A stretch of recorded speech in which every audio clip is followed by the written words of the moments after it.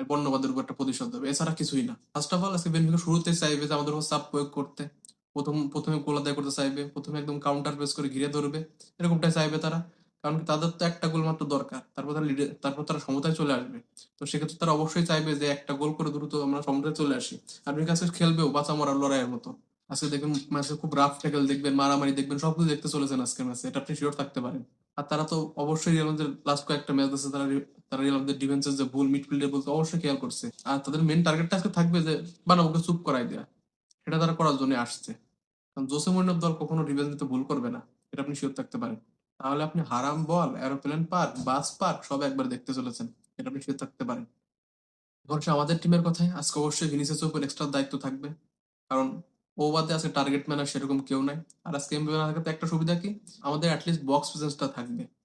Mbappe থাকলে আমাদের যে বক্স প্রেজেন্স থাকতেছে না এই সিজন ধরে, কয়েকটা ম্যাচ বাদে, সেটা আমি দেখতেছে। এমবাপে আজকে থাকবে না, সেক্ষেত্রে আজকে আর্দাগুলার এক্সট্রা দায়িত্ব নিতে হবে, কারণ গঞ্জালোকে সে ভালো বল প্রোভাইড করতে হবে তাকে। আমাদেরকে ভিনিসিয়াসকে এক্সট্রা দায়িত্ব নিতে হবে, কারণ he is the main man for us today. যেহেতু আজকে বেলিংহাম নাই, কেউ নাই, সেহেতু ভিনিসিয়াসকে অবশ্যই মেইন ম্যান দায়িত্ব নিতে হবে। আর একটা প্লেয়ারের উপর এক্সট্রা দায়িত্ব থাকবে, সেটা হলো ট্রেন্টের।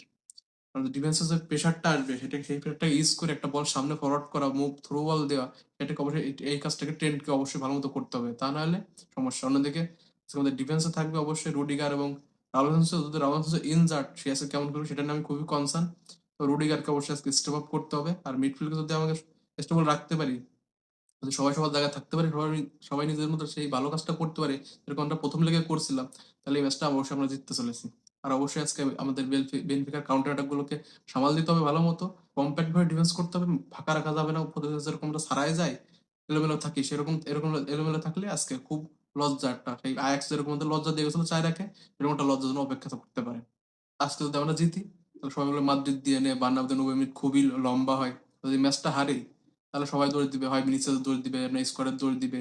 তবে মেন দোষটা কার জানেন? আমাদের ম্যানেজমেন্টের। আমাদের কোনো স্কোয়াড প্ল্যানিং নাই, ইনজুরি ম্যানেজমেন্ট নাই, কিচ্ছু নাই। আমাদের বোর্ড টনি ক্রুস যাওয়ার পর একটা ভালো মতো তার রিপ্লেসমেন্ট সাইনিং করতে পারলো না।